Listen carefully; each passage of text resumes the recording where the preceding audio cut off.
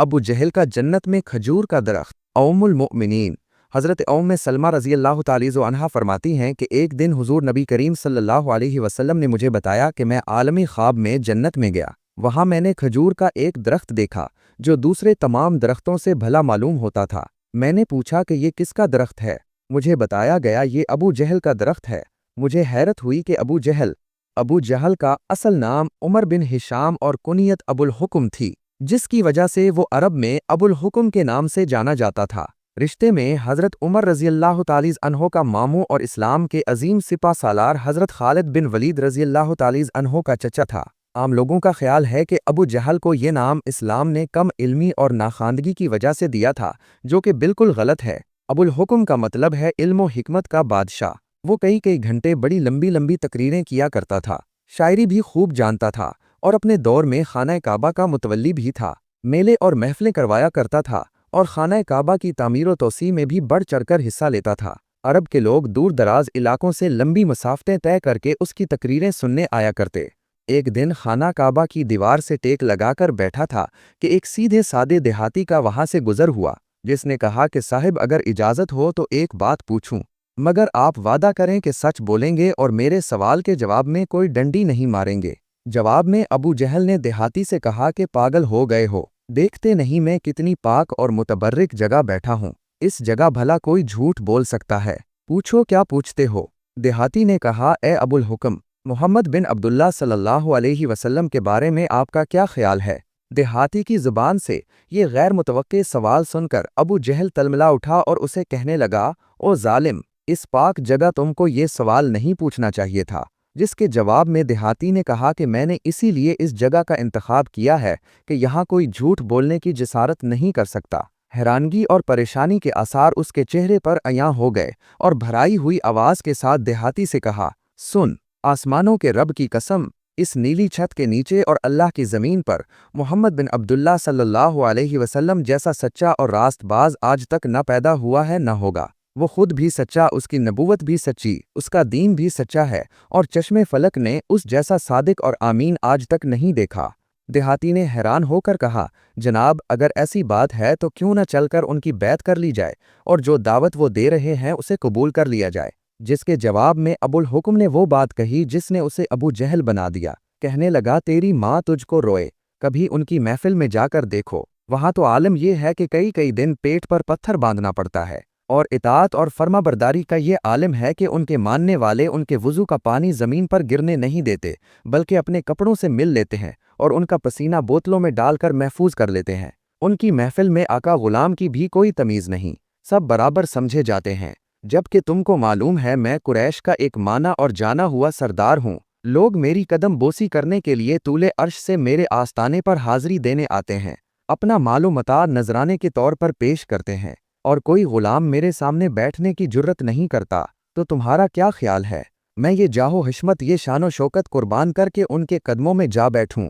ये वो जवाब था जो अबू जहल के उस माइंड सेट की अक्कासी करता है जिसे इस्लाम जहालत का नाम देता है कि दूसरे की बात को सुनने से ही अक्सर इनकार कर देना चाहिए कि इसका दावीज़ और दलील कितनी ही वज़नी और हकीकत पसंदाना क्यों ना हो। उमर बिन हिशाम को अबू जहल यूं ही नहीं कहा गया, बल्कि एक बार तो ऐसा भी हुआ, बड़ी तेज़ बारिश और आंधी तूफान था। अबू जहल के दरवाजे पर दस्तक हुई तो उसने अपनी बीवी से कहा कि इतने ख़राब मौसम में मेरे दरवाजे तक आने वाला जो भी सवाल करेगा, मुझे लातो अजीज़ की कसम मैं इनकार नहीं करूँगा। जब दरवाजे पर पहुंचा तो देखा कि कायनाता इंसानी का सबसे शरीफ और सच्चा इंसान, जिसकी चौखट पर फरिश्ते भी अदब से हाजिर होते हैं, अपने 14वें के चांद से ज़्यादा खूबसूरत चेहरे पर दिल मोह लेने वाली मुस्कुराहट के साथ अल्लाह तबारक व तालीज़ की वहदानियत और किबरियाई के इल्म लिए खड़ा है और अपने मासूम लबों से दलील और मंतिक के अनमोल मोती बखेर रहा है। मगर इब्ने हिशाम की जहालत और बदबख्ती की इंतहा देखिए। उसने इमामुल अंबिया नबी रहमत सल्लल्लाहु अलैहि वसल्लम की बात को, जिसकी कसमें रब्बे कायनात अपनी लारैब किताब में खा रहा है, सुनने से ही इनकार कर दिया और अपने गफलत के पर्दों से ढके कानों में नापाक उंगलियां डालने। और बीवी ने जब उसे उसकी कसम याद दिलाई तो उसके जवाब में भी उसने वही बात दोहराई कि मैं किसी को अपने से बेहतर नहीं मान सकता, आखिर मुझ में कमी क्या है।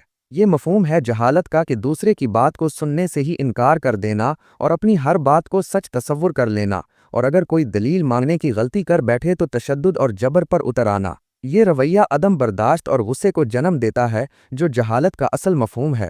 حضرت بلال رضی اللہ تعالیٰ عنہ سے روایت ہے کہ ہم مکہ میں حضرت ابو بکر صدیق رضی اللہ تعالیٰ عنہ کے گھر حضور صلی اللہ علیہ وسلم کے ساتھ تھے۔ اس دوران کسی نے دروازے پر دستک دی۔ میں باہر نکلا تو اچانک کیا دیکھتا ہوں کہ ایک عیسائی دروازے پر موجود ہے۔ اس نے پوچھا کیا یہاں حضرت محمد صلی اللہ علیہ وسلم بن عبداللہ موجود ہیں؟ چنانچہ میں نے اسے اندر بلا لیا۔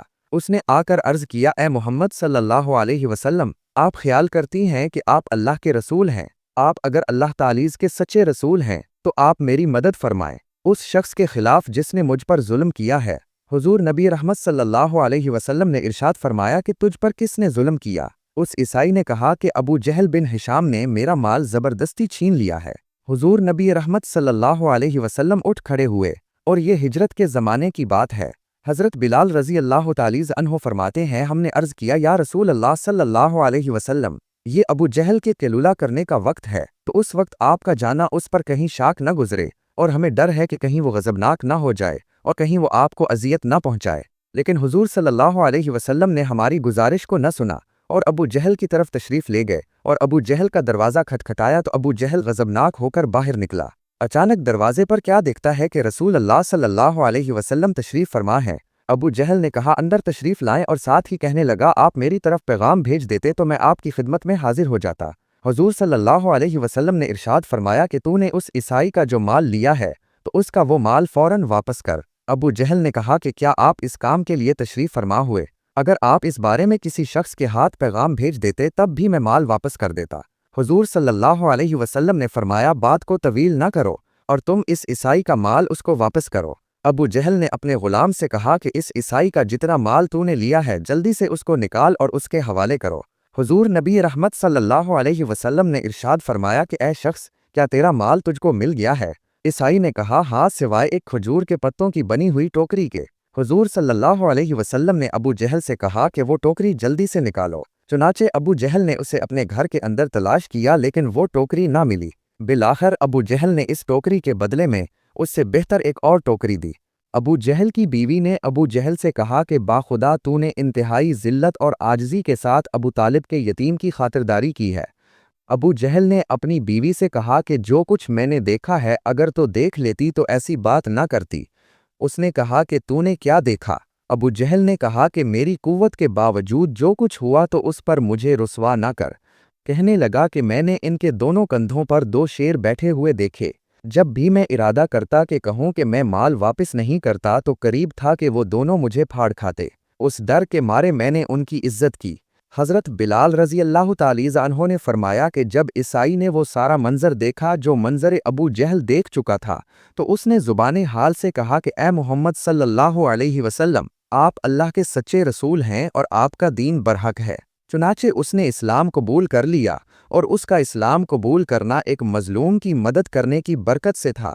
امام بخاری سے منقول ہے کہ ایک دن ابو جہل نے کہا کہ اگر میں نے محمد صلی اللہ علیہ وسلم کو کعبہ کے پاس نماز پڑھتے دیکھا تو میں معاذ اللہ اپنے پاؤں سے ان کی گردن کو پامال کروں گا۔ جب اس کی یہ بات حضور صلی اللہ علیہ وسلم تک پہنچی تو حضور صلی اللہ علیہ وسلم نے فرمایا اگر اس نے ایسا کرنے کی جرت کی تو فرشتے اس کو پکڑ کر اس کے ٹکڑے ٹکڑے کر دیں گے۔ سب لوگ اپنی آنکھوں سے اس بات کا مشاہدہ کریں گے۔ ایک روز حضور صلی اللہ علیہ وسلم خانہ کعبہ کے پاس نماز پڑھ رہے تھے تو یہ مغرور کہنے لگا کہ میں نے تمہیں یہاں نماز پڑھنے سے منع نہیں کیا تھا، تمہیں معلوم نہیں کہ جتنے میرے دوست ہیں اتنے اور کسی کے نہیں؟ نبی کریم صلی اللہ علیہ وسلم نے اسے جھڑک دیا۔ اسی وقت حضرت جبرائیل علیہ السلام حاضر ہوئے، یہ پیغامی ربانی سنایا۔ ترجمہ: بس وہ بلائے اپنے ہم نشینوں کو اپنی مدد کے لیے، ہم جہنم کے فرشتوں کو بلائیں گے۔ حضرت جبرائیل علیہ السلام نے کہا اللہ کی قسم اگر اس نے اپنے دوستوں کو بلایا تو اس وقت عذاب کے فرشتے اسے پکڑ لیں گے۔ ایک روز پھر اس بدبخت نے حضور صلی اللہ علیہ وسلم کو نماز پڑھتے دیکھا تو بکنے لگا کہ کیا تمہارے سامنے محمد صلی اللہ علیہ وسلم اپنے چہرے کو معاذ اللہ خاک آلود کرتا ہے یعنی سجدہ کرتا ہے؟ لوگوں نے کہا ہاں۔ اس ملعون نے کہا لات و عزیز کی قسم، اگر میں نے اس کو اس طرح نماز پڑھتے دیکھا تو میں اس کی گردن کو اپنے پاؤں سے روند ڈالوں گا اور اس کے چہرے کو گرد آلود کر دوں گا۔ ایک روز حضور صلی اللہ علیہ وسلم نماز پڑھ رہے تھے تو وہ نزدیک آیا تھا کہ اپنے خبیث ارادے کی تعمیل کرے۔ लेकिन करीब आते ही अचानक उल्टे पांव पीछे भागा और अपने हाथों से अपना बचाव करने लगा। उससे कहा गया, तुम्हें क्या हो गया, क्या कर रहे हो? उसने कहा, मेरे दरमियान और उनके दरमियान एक खंदक है जिसमें आग भड़क रही है, एक होलनाक मंजर है और फरिश्ते पर मारते नजर आ रहे हैं।